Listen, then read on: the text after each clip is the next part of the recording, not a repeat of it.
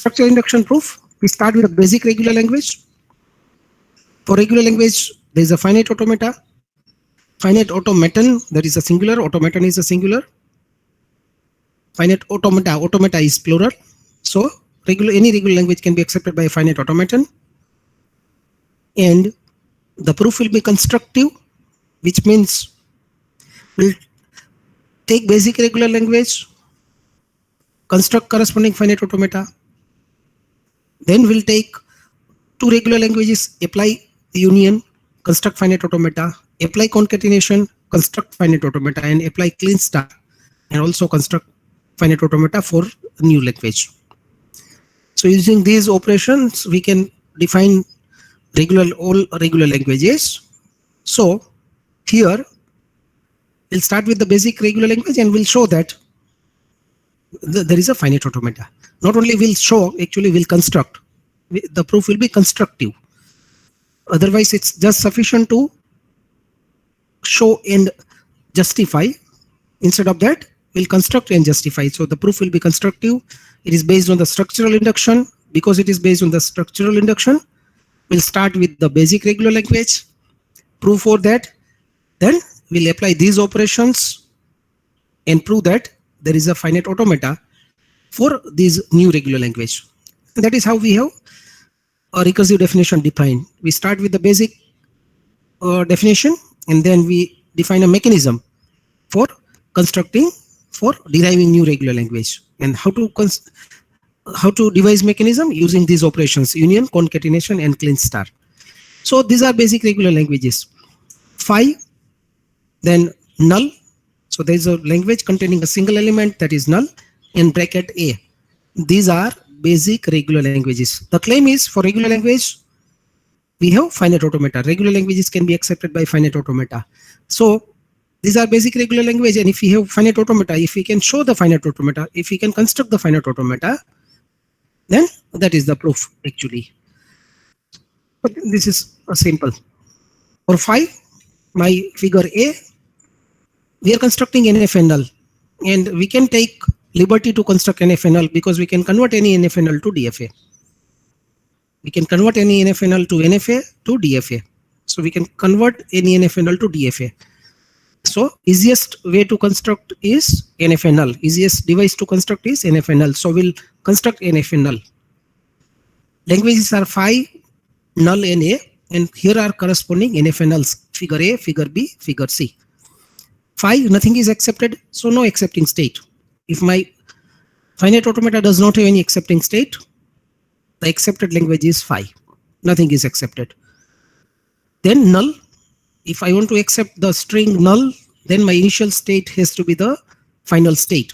And that is how we have done that in figure B. The initial state is also a final state, accepting null. And then I have to accept A, figure C. So transition from the initial state to the accepting state. Sorry. So we have constructed NFA null for the basic regular languages, phi, null, and A. Structural induction proof, and we are showing that regular languages can be accepted by finite automata. So for basic regular languages, we have constructed the corresponding finite automata. Now, induction hypothesis. L1 and L2 are the languages that can be accepted by some NFA nulls. And induction step, again, from the existing regular language, we can define remaining regular languages using union, concatenation, and star. And that becomes our induction step, as this is a structural induction proof. So L1 union L2, L1 L2, L1 star can be accepted by some NFA nulls. That is my induction statement. Is that whatever we have discussed so far, is that clear? What we are proving, how we are proving. Is it clear? Whatever we have discussed up till now? Priyank, Keval, Love, Dev, Kaushal, Abhi, fine. Okay, so we continue. So whatever next observation that we make, actually we'll construct NFNL for accepting L1 union L2, another NFNL for accepting L1 L2, and the third NFNL for accepting L1 star. The next general observations, they are applicable across all the NFNLs for L1 union L2, L1 L2, and L1 star, NFNL for all those three. So suppose that L1 and L2 are recognized by NFNLs M1 and M2 respectively. L1 accepted by M1, L2 accepted by M2, M1, M2 are NFNLs. It means M1 is Q1 sigma small q1 A1 delta 1, M2 is Q2 sigma small q2 A2 delta 2. So they are accepted by NFNLs M1, M2, Mi is Qi sigma Qi delta I for I equal to 1 and 2. Next thing that we do is by renaming states if necessary, you assume that Q1 intersection Q2 equal to 5. So we don't want to keep any common state name in M1 and M2. L1 is there, corresponding accepting device is M1. For L2 it is M2. And by renaming states, if necessary, we assume that Q1 intersection Q2 equal to 5. We don't want any common state name in M1 and M2. We want unique state names. So by renaming states if necessary, we assume that Q1 intersection Q2 equal to 5. And the proof is constructive, as said earlier. We will construct NFNLs MU, MC, MK for recognizing the languages L1 union L2, L1 L2, L1 star respectively. We will construct NFNLs for all the three. So now my proof is divided into three parts. Constructing MU for accepting L1 union L2, constructing MC for accepting L1 L2, constructing MK for accepting L1 star. Not only we have to construct, we have to prove that whatever we construct exactly recognize the given language. No such proof is required for the basic language that we know. That was for phi, for null, for a, basic languages, basic regular languages, and nothing to be proved. When we say there is no state, there is no accepting state, it means language accepted is phi. Similarly, figure B for accepting null, figure C for accepting A. In the induction statement case, we'll construct MU accepting L1 union L2, then we'll construct MC accepting L1 L2, and we'll construct MK that will accept L1 star, and we'll prove that our construction exactly recognizes the language L1 union L2, L1 L2, L1 star respectively. So let's see, three parts. The proof, the induction statement proof, it is into three parts. And we start with the first part. We'll propose MU that will accept the union of two regular languages L1 and L2. Once again to repeat, the regular language L1 is accepted by NFNL M1, L2 is accepted by M2, and we are proposing MU that will recognize L1 union L2. So here is the proposed construction of MU. Proposed construction of MU. Right, look at the figure, the right hand side. Right hand side. See what we have done. So in the right hand side in the figure, my top one is M1. This Q1, F1, F1 dash, that dotted circle, that part is M1 that accepts L1. L1 is a regular language. My bottom part, that is Q2, F2, F2 dash, that accepts the language M2. So L1 is accepted by M1, L2 is accepted by M2, and what are we proposing? We are adding a state small qu. No change in M1, no change in M2, adding a new initial state named qu. What are we doing? we are proposing a null transition from QU to the initial state of M1, that is small q1. We are also proposing a null transition from QU to the initial state of M2. That initial state is small q2. So we are not disturbing the construction of M1. We are not changing anything. We are not changing any transition in M2. Adding a new state QU and defining a null transitions to the initial state of M1 and M2 respectively. This is my entire thing is my MU. This is my proposed construction of MU.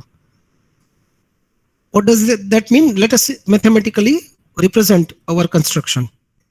So here is, let QU be a new state. Again, MU equal to capital QU sigma QU AU delta U. We are constructing MU. That is NF and null. These are the tuples. Where small QU, it is a new state, not in either Q1 or Q2. We are defining a new state. We are defining a new state QU. And with that, my capital QU, it is set of states of MU. All states of M1, that is all states of M1, all states of M2 plus QU. Plus QU. So we are not changing any construction of M1. So it is capital Q1 as it is, capital Q2 as it is, and we are defining a new initial state QU. Therefore, it is union QU.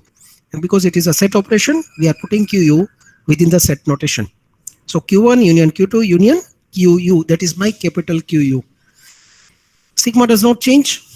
The set of input alphabet does not change. QU is a new initial state, not present in Q1 or Q2. So three tuples we have defined, and AU, my accepting states. Again, we are not changing the accepting states of M1 and M2. In fact, we are not changing any construction of M1 or M2. We are not disturbing that. So my AU, the accepting states of MU, they are union of A1 and A2, no change. Accepting states of M1 and M2, they are accepting states of MU. Whatever in number. Just for the illustration, we are showing F1, F1 dash, whatever the number may be. So it is A1 remains as they are, A2, elements of A2 remains as they are, and my MU, my AU in MU, that is A1 union A2, no change in that. As per the construction. And my delta U, now only parameter that is to be defined is delta U. We have defined QU, sigma no need to define, QU the new initial state, AU we have defined, A1 union A2, and now delta U. And we are splitting delta U into two parts. Delta U from QU, delta U for QU, which is a new initial state, and then delta U for M1 and M2. Let's see what are we saying. So delta U, Q comma null, that is Q1 comma Q2. Delta U, QU comma null. So from QU on null transition, we are going to either Q1 or Q2. So that is the meaning of delta U, QU comma null is Q1 comma Q2. We are moving to Q1 or Q2. And no transition defined from QU for symbols. Therefore, delta U QUA equal to phi for any A belonging to sigma. For input alphabet, we are not defining transition from QU. So delta U QA equal to phi, and delta U QU comma null, that is either Q1 or Q2. So that is my definition of delta U from QU. And we have to define transitions in M1 and M2 also, because entire thing, that is my MU. So we need to define transitions in the region of M1. We need to define transition in the region of M2. And here is that.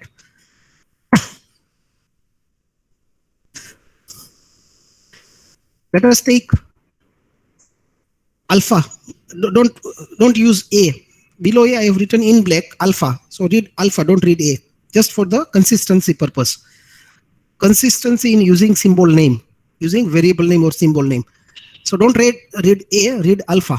For alpha belonging to sigma union null. Alpha belonging to sigma union null. We are defining delta U Q comma alpha is equal to delta 1 q comma alpha or delta 2 q comma alpha, depending upon whether q belongs to q1 or q2. So actually nothing great.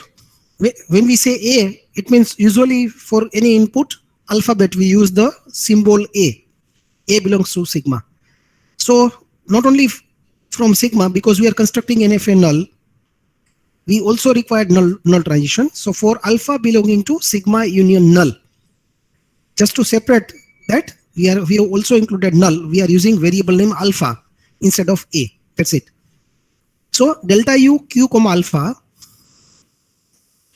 So we are defining transitions in the region of M1 and M2. Delta u q comma alpha, that is delta 1 q comma alpha if we are in the region of M1, and is delta 2 q comma alpha if we are in the region of M2. So we are basically using state transition function of M1 in its region and state transition function of M2 in its region. If you are in the region of M1, we are using state transition function of M1, and if you are operating in the region of M2, then we are using state transition function of M2. That is the meaning. Delta u q comma alpha is either delta 1. When we say delta 1, means we are using the state transition function of M1 when if q belongs to capital Q1. Q1 is a set of states of M1. So if q belonging to capital Q1, it means we are working about transition function of elements of M1. Q belongs to capital Q1. That is the meaning. Then we are using state transition function of M1, that is delta 1 q comma alpha. And if q belongs to capital Q2, so if we are defining transitions of states of M2, then we are using delta 2. It is delta 2 q comma alpha if q belongs to Q2. So delta u q comma alpha for states in M1 or M2, that is for each q belongs to capital Q1 union capital Q2. So states of M1 and M2, we are using either state transition function of M1 or state transition function of M2, depending upon whether small q belongs to Q1 or it belongs to Q2. It means we are not disturbing transitions of M1 and M2. That is the simple meaning. We are defining state transition function of MU. We are using state transition function of M1 and state transition function of M2 if we are operating in the region M1 and M2 respectively. If we are defining for the states of M1, we are using state transition function of M1. If we are defining transition from M2, then we are using state transition function of M2. That is q belonging to capital Q2, the first part q belonging to capital Q1. Because we have added a new initial state Q, we have to separately define delta u from Q. It is not existing. Q, small q, that is a new initial state in MU. And because that is a new state, its transition function is not existing. Transition functions are existing for capital Q1, for any state that is belonging to capital Q1. It is existing for any state that is belonging to capital Q2. Because already as per the hypothesis, L1 and L2 are recognized by NFA null M1 and M2. So already M1 is there, which is NFA null accepting L1. M2 is there, which accepts the regular language L2. So already we have delta 1. We use delta 1 as it is. If q belongs to capital Q1, there is delta 2, that is of M2, and we use delta 2 if q belongs to capital Q2. Here, if q belongs to capital Q2. And because we have added a state QU, this Q is not previously existing. This Q be a new state not in either Q1 or Q2. It is not existing previously. We are defining additional state transition function delta u q comma null. As per the proposed construction, we are moving to either Q1 or Q2. And if it is any A where A belongs to sigma, we are not defining any transition. So that completes the definition of delta u. Any doubt in this?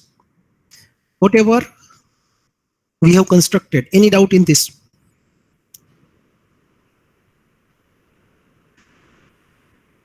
Up till now, whatever is being discussed, any query in that? You may unmute and ask me, no issue. Yes or no, I'm not getting. Okay, it is clear to Cable. Abhi, Chandresh Goyal. Okay, Love, Munaf, Dev. Okay, fine. So now, so far so good. We are constructing MU that accepts LU. This is my proposed construction, that figure. And that figure I have represented mathematically. That is the figure. That is my proposed construction. Now we have mathematically represented that. Ultimately, we have to give definition of MU. We have to define the tuples. That we did. Now the next part is whatever we have done, whatever we have proposed has to be correct. So we'll prove that whatever we have proposed that accepts the language LU, union of L1 and L2. Our proposed MU.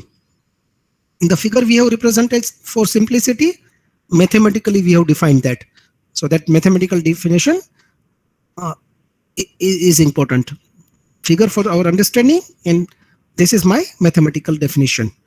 Our mathematical definition, that is our MU, with the assigned meaning for those tuples, same meaning for the tuples, usual meaning for the tuples, except exactly the language LU that we have to prove. Not only that, if a string is accepted by MU, then it must belong to LU.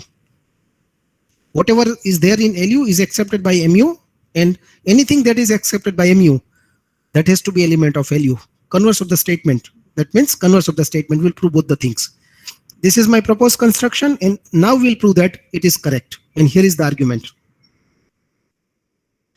To prove that MU accepts the language L1 union L2, and that is our basic thing. That is where we started.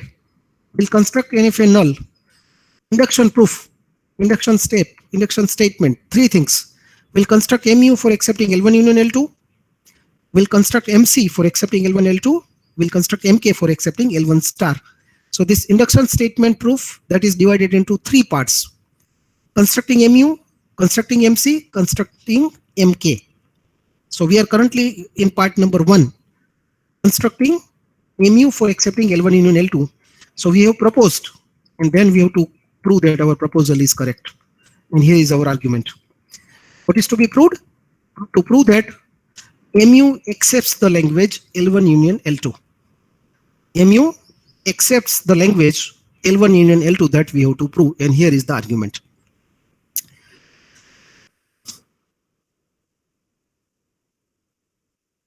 Part number 1 in that, if X belongs to L1 union L2, MU accepts the language L1 union L2. It means if a string belongs to L1 union L2, then MU accepts it. And the proof argument for this is very simple. What is that? Given X belongs to either L1 or L2. To prove, MU accepts it. MU accepts the language L1 union L2. So if X belongs to L1 union L2, then MU accepts it. It means X given is X belongs to L1 union L2. What does that mean? X either belongs to L1 or it belongs to L2. And we have to show that MU accepts it, and not difficult to show. MU accepts, what does MU do? X is given to be element of L1 union L2. Now MU has to accept it. How does MU accept it? Here is the move. Here is the sequence of moves. MU moves to small q1 or q2 from QU through null transition. Look at the figure. Initial state is QU. Processing of a string always starts in the initial state. What does MU do? It goes to either small q1 or small q2 from small QU using null transition. MU moves to Q1 or Q2 from QU through null transition. It has to what is under this case what is MU supposed to do? It has to accept that string, given that it is element of L1 union L2. So starts in QU. That is how any processing starts, and go to either Q1 or Q2 using null transition. MU moves to Q1 or Q2 from Q through null transition, and then process X the way M1 or M2 would do. And that is how X is accepted by MU. That is the purpose we are using in the definition of delta U. When we are in M1 state, we are when we are in any state of M1, we use delta 1. When we are in any state of M2, we use delta 2.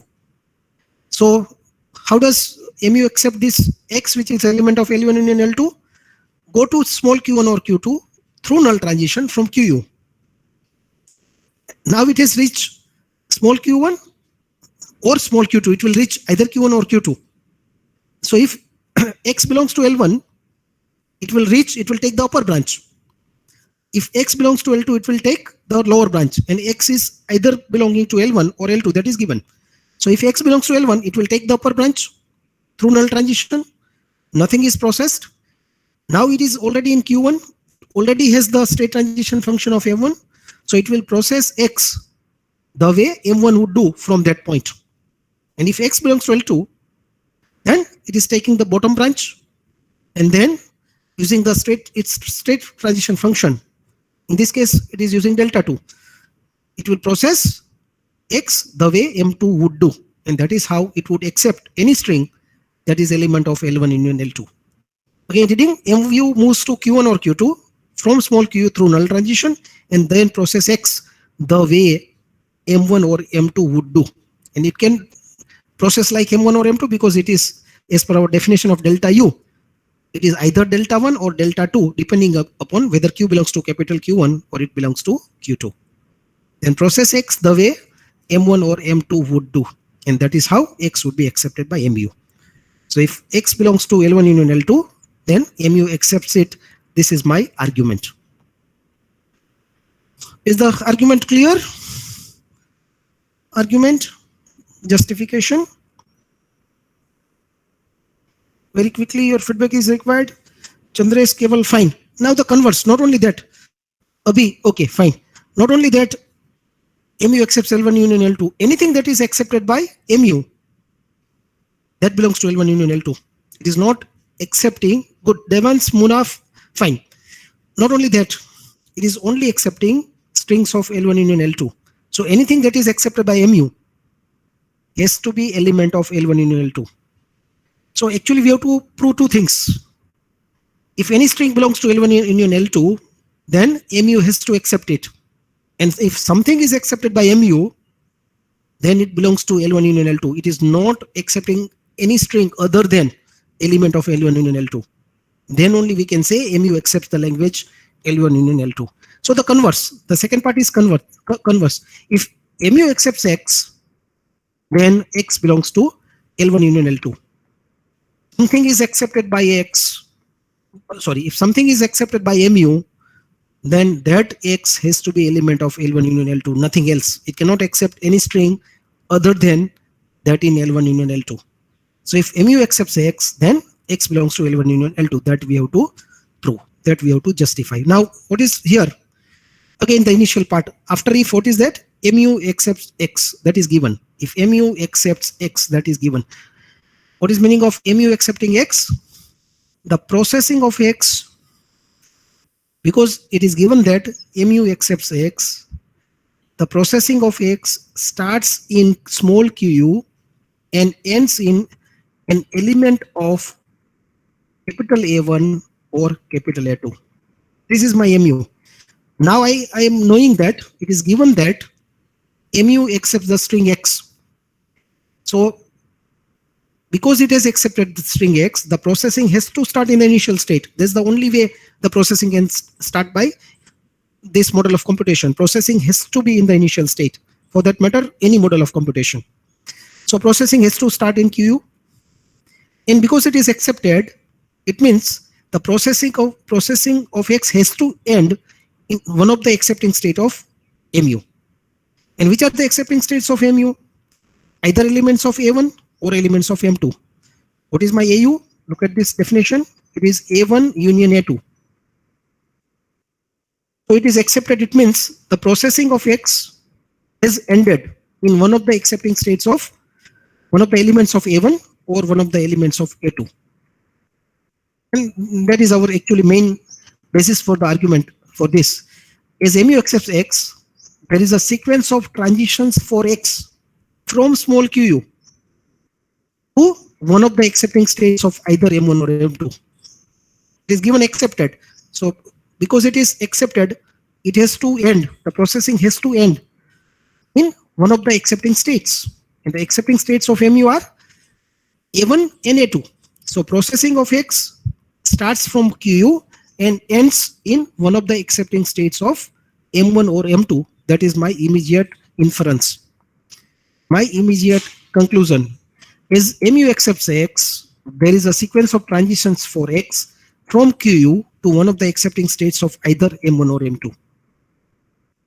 And the first of the transition must be to small q1 or q2 from QU on null, because that is the only transition.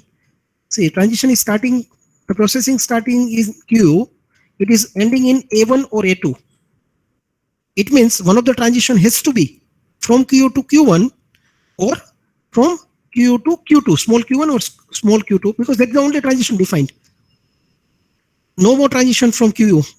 Delta U QU null is either Q1 Q2 or it is 5. This is that is how we have proposed our delta U. Delta U QU null, it is either Q1 Q2, either to Q1 or to Q2 or no transition. So it is starting, the processing starting in QU, it is ending in either A1 or A2. It means the first of the transition has to be to either Q1 or to Q2 from QU. That is confirmed. That is confirmed. No alternative is there. That's the only possibility. So that is what we claim here. The first of the transition must be to small q1 or to small q2 from QU on null, as no other transition is present from QU. That is how we have defined delta U QU. That is how we have defined delta U QU, is no other transition is present. Now what we argue, the subsequent transition thereafter, all other transitions are from Q1. Now only two possibilities are there. We know it has started, the processing for X has started in QU and has ended in either A1 or A2, that is known. From QU we can go to either Q1 or Q2. And once, now if it is ending to A1, then the first of the transition must be to Q1, because Q1 intersection Q2 equal to 5.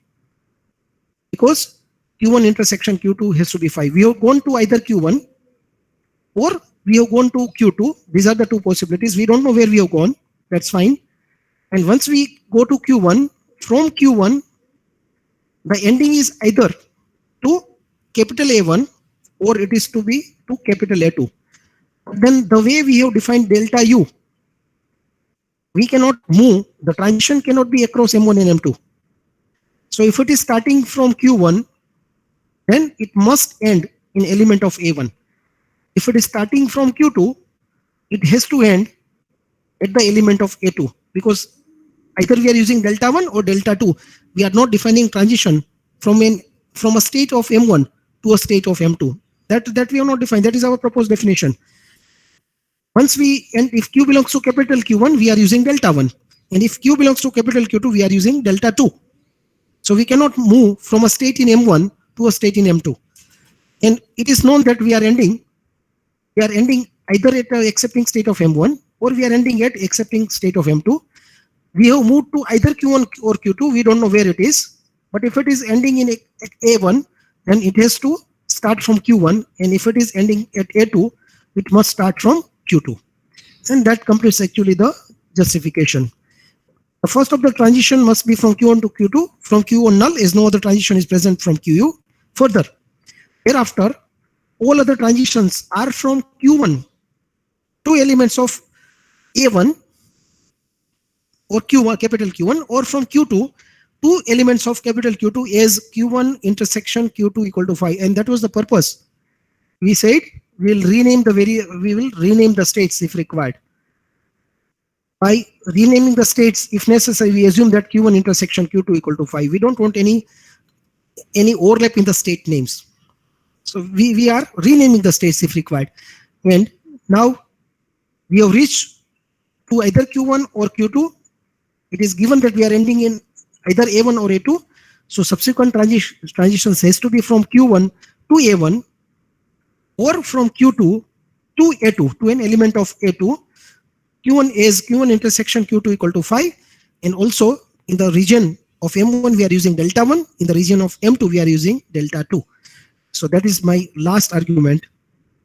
Thereafter all other transitions are from Q1 to element of capital Q1 or from Q2 to element of capital Q2 as Q1 intersection Q2 equal to 5.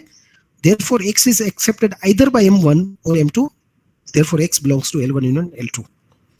So if something is accepted by X, that is element of L1 union L2. That is my converse statement. We have proved that. We are ending with either elements of A1 or A2. From QU, we can only move to small q1 or small q2. It means the subsequent transitions must be from small q1 to element of A1 or from small q2 to element of A2. It means X either belongs to, it means X is accepted by M1 or it is accepted by M2. It means X either belongs to L1 or it belongs to L2. Either belongs to L1 or belongs to L2. It means X belongs to L1 union L2. That completes the proof. Is it clear? Therefore, X belongs to L1 union L2. Is the proof clear? Any doubt in this proof? Both the things. Why we proved this X belongs to L1 union L2, then MU accepts it, and the vice versa. Why we proved it and how we proved it. Any doubt in that? To Chandresh, Keval, Love, Chandresh, Keval. Any other feedback? Anyone else? Abhi, fine. Any doubt to anyone?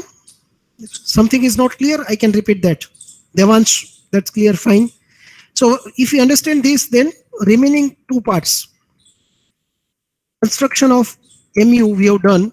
Next we take construction of MC and then we'll take construction of MK. If you understood this MU, then very similar argument with minor modification would be there in MC and MK. So let's quickly go to the second part, construction of MC. We are constructing MC that would accept L1 dot L2, concatenation of L1 L2. Hypothesis, L1 accepted by M1, L2, regular language L2 accepted by M2. Induction statement, using those three operations we can generate new regular languages. The operations are the union, the concatenation, and the star operator.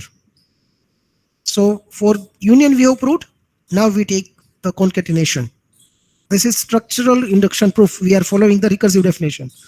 And in the recursive definition, the basic regular, those are three basic regular languages, and then from the given regular languages we can generate new regular languages using union, concatenation, and star. So for union we have proved. Now we are going to the second part of this recursive definition. So we construct MC. The proof is constructive. Not only we prove, we construct and prove. So that is called constructive proof. We also give the construction and then we make the argument. That is called constructive proof. So construction of MC, again, the tuples we give is QC, sigma, small qc, AC, delta C. And here's the proposed structure of MC. M1, M2 concatenation. That is how MC looks together. My first dotted line, that is for M1. That is for M1. The second dotted line, that is for M2. And my total thing is MC. So if you look at the figure, what we are changing, we are removing accepting states of M1. We are making them normal states. We are making them non-accepting states. That is one change. The initial state of M1, that becomes the initial state of MC. That is QC is equal to Q1. Small QC is equal to Q1. The leftmost part, the initial state. We are making the initial state of M1, the initial state of MC. That is my small QC. From the accepting states of M1, that is F1 and F1 dash, if you are looking at that, we are defining a null transition to the initial state of M2, that is small q2. From every accepting states of M1, we are defining a null transition to the initial state of M2, that is q2. And this is my proposed construction. What is that mathematically? Let us look at that. Unlike the previous case, we are not adding any state. What was happening? In the case of this mu, we were adding a state qu. We were adding a state qu. So qu was q1 union q2 union qu. Unlike that, my qc is q1 union q2. No state added.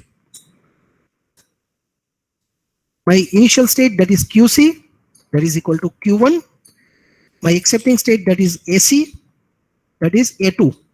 We have changed, we have made accepting states of M1 as non-accepting states. No longer they are accepting states. So AC is only A2. In the case of MU, it was A1 union A2. AU was A1 union A2. Those circles remain circles. Accepting states remain accepting states. Whereas here, we are removing accepting states of M1. The accepting states of MC, they are only accepting states of A2. They are elements of A2. They are only accepting states of M2. So that is what it is. AC is equal to A2. And the reason why we are proposing this, it's clear, because not only we have to accept L1, we have to accept L1 dot L2. So we can't stop at L1. Therefore, accepting states of M1 cannot be accepting states of MC. Only after we have a string, part of which belongs to L1 and part of which belongs to L2, x1 dot x2, x1 belongs to L1, x2 belongs to L2, then only our x is acceptable. This is x1 dot x2, that is my x. Where x1 belongs to L1, x2 belongs to L2, that is our requirement. So we can't have accepting states of M1 as accepting states of MC. Only after we process x2, x1 dot x2, only after we complete processing of x2, then our processing of x is over. X is x1 dot x2. Therefore, accepting states of MC, they are only elements of A2. So AC equal to A2. And the last part, of course, sigma does not change. The set of input alphabet does not change. The last part is delta C, and here is our proposed definition. So, for the sake of simplicity, we are defining Q for any Q not in A1. For any Q not in A1, it means it is Q1 union Q2 minus A1. Just Q not in A1, because we are treating as we have defined transitions from elements of A1. So for time being, in case number 1, in part number 1, in the definition of delta C, we are ignoring these transitions. We'll cover that in case number 2. So that is my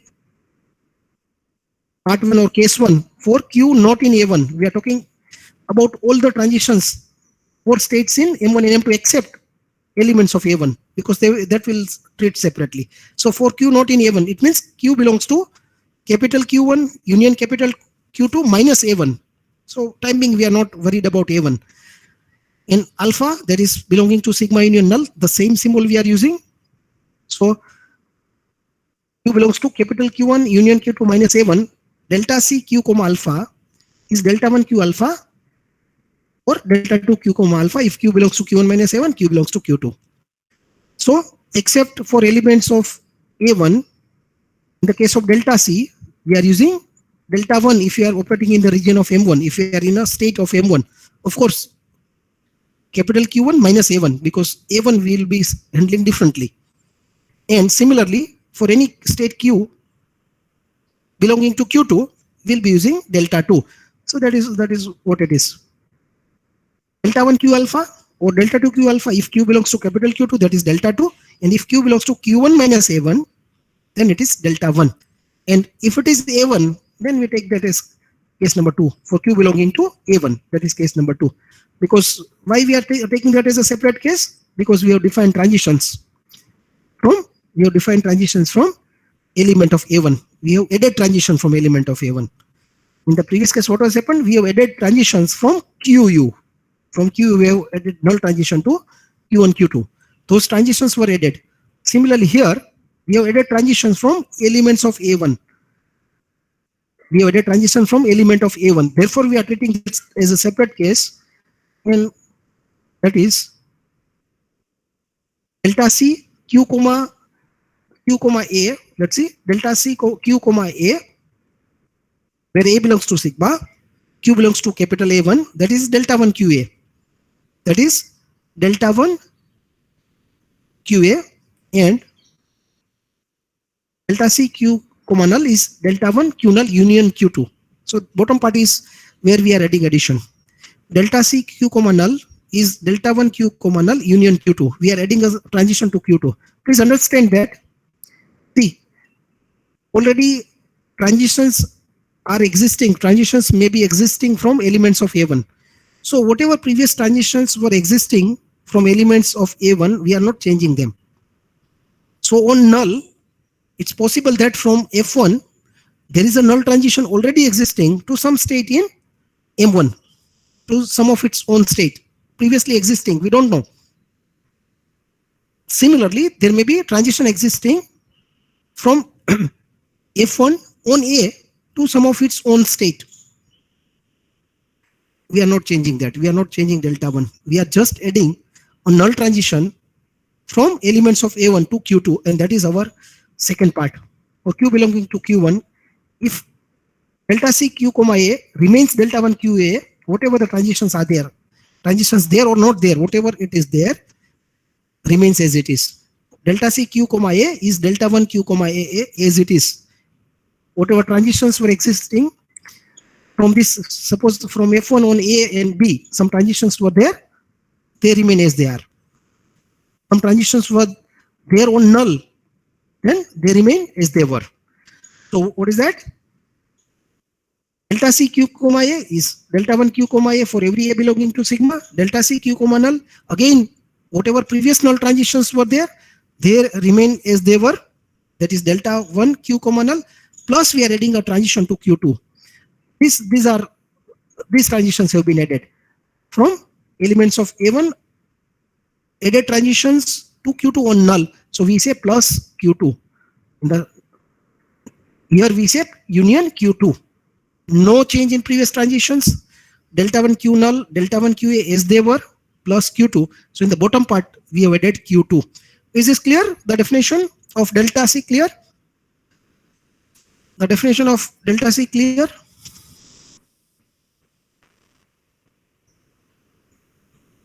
Just look at that.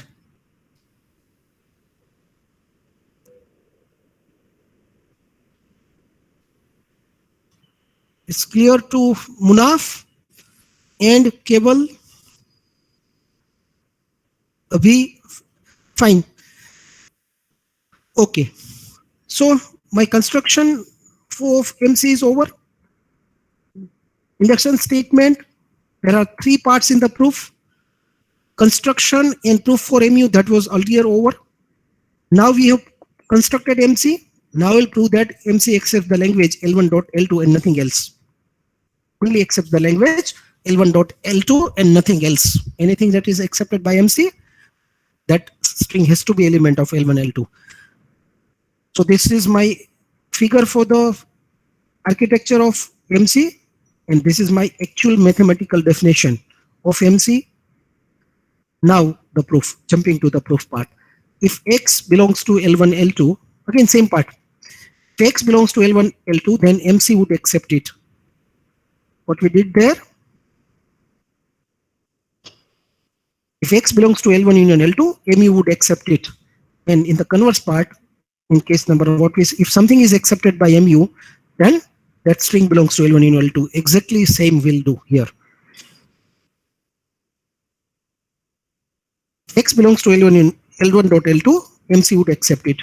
And in the converse part, if X is accepted by MC, then X belongs to L1, L2. So the first part, even X belongs to L1, L2. To prove, MC accepts it. And here is my argument. On input string X1, X2, because X is given to be element of L1, L2. Means X is of the form X1.X2, where X1 belongs to L1, X2 belongs to L2. On input string X1.X2, where each Xi belongs to Li for both values of I.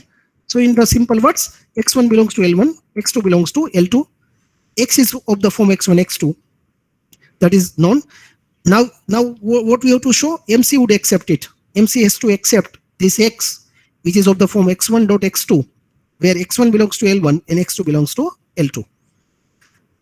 You have to show that MC would accept it. How it accepts it? Here is our path. MC can process x1, arriving at a state in A1. X is equal to x1 dot x2. X1 is accepted by, x1 belongs to L1, means x1 is accepted by M1, that is given. So it will repeat the process of M1. What is it doing? MC can process x1, arriving at a state in A1. X is x1 dot x2. X1 is accepted by M1, so MC just repeats the action of M1.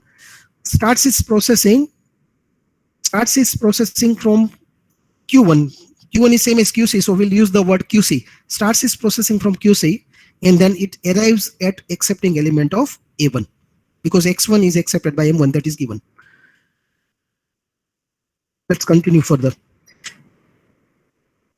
MC can process X1 arriving at a state in A1, then jump from this state to Q2 by a null transition. So now it has reached one of the accepting states of M1, then take a null transition and go to Q2. Jump to Q2 using null transition. No input is consumed. For X2, it is known that X2 belongs to L2. It means X2 is accepted by M2. So now MC would process X2 like M2. It has come to Q2 and then process X2 like M2 and reach an accepting elements of A2, because it is known that X2 is accepted by M2. X2 belongs to L2, that is given. So here is our total argument. Then jump from this state to Q2 by a null transition and then process X2 the way M2 would do. So X1, X2 is accepted. So X1, X2, we have to accept X1, X2. So it is starting from Q1, reaches one of the elements of A1. X1 belongs to L1, that is given. X1 is accepted by M1, that is given. So start in Q1, reach to elements of A1. It means it has worked like M1. Take a null transition to Q2, then work like M2, reach to accepting state. That is how X equal to X1 dot X2, that is accepted. That's it. So this proof is over. If X belongs to L1, L2, then MC accepts it. We have ended in accepting states of A2. AC equal to A2. AC equal to A2. We have accepted, in this case, MC has accepted the language, the string X belongs to L1, L2. That is over. So X1, X2 is accepted. Now the conversely, something is accepted. X is accepted. Given is X is accepted by MC. Now X belongs to L1 union L2, that we have to prove. Conversely, if X is accepted by MC, then X belongs to L1 union L1 dot L2. It doesn't accept anything other than a string that is element of L1, L2. It precisely accepts the language L1, L2. So something other than L1, L2 is there, MC cannot accept it. Conversely, if X is accepted by MC, then it has to be element of L1 dot L2. If there is any string in L1, L2, then MC accepts it. That we have proved. You take any string in L1, L2, MC accepts it. We have proved. If something is accepted by MC, then it has to be element of L1, L2. Nothing else, that we will prove. That is my converse statement. So given X is accepted by MC, to prove X belongs to L1, L2. Given, let us find out, let us infer from the given statement. X is accepted by MC. Meaning of acceptance is what? It is accepted by MC. It means processing has to start from QC.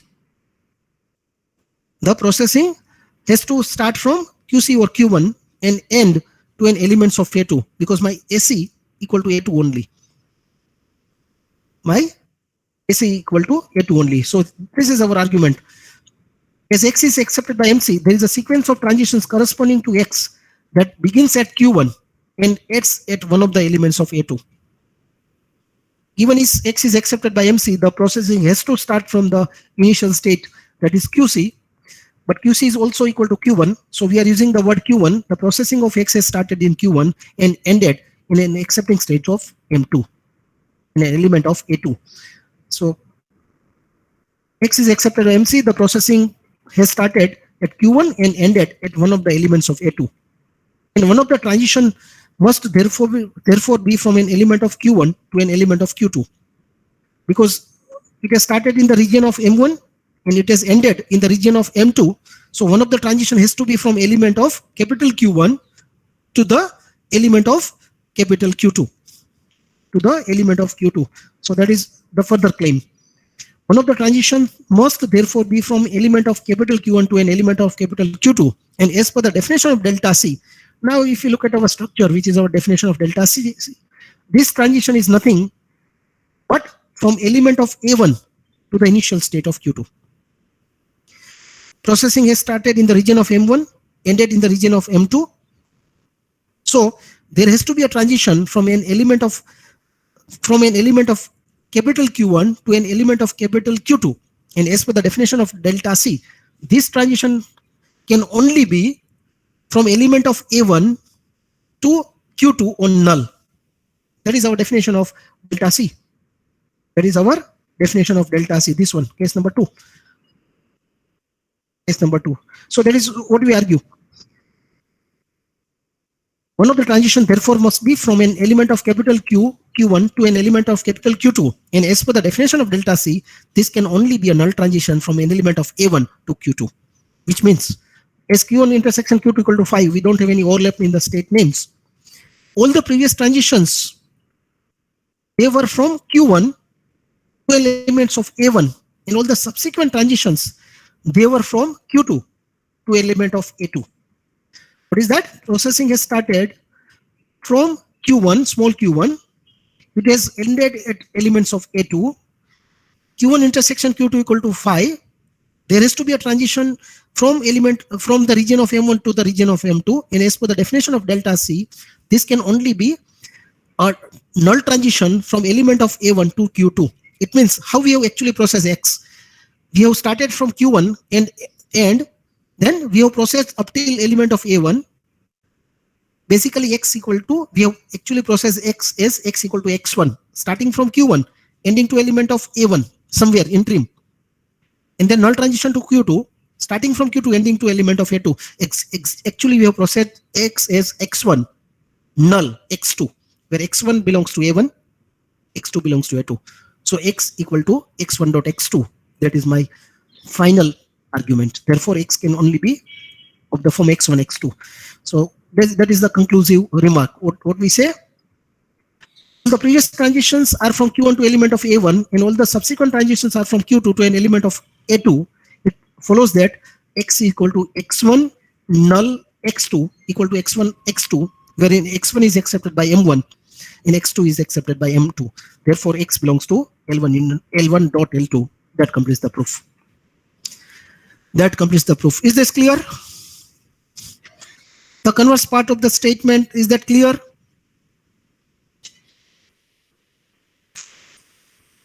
Keval, Chandresh, Munaf, Devansh, Maru, fine. So the Clin's theorem, induction statement, part number 1 over, part number 2 over, and part number 3, that is for construction of MK, exactly in the same line, mathematical definition, then proof, and the converse of the proof. That will complete my Clin's theorem. That will complete my Clin's theorem. So that is remaining. I think some maybe 1 hour or so extra lecture is required. I'll arrange that accordingly. We'll take 1 hour extra lecture somewhere and we'll complete the course for your next sessional test. Okay, that's fine. Thank you.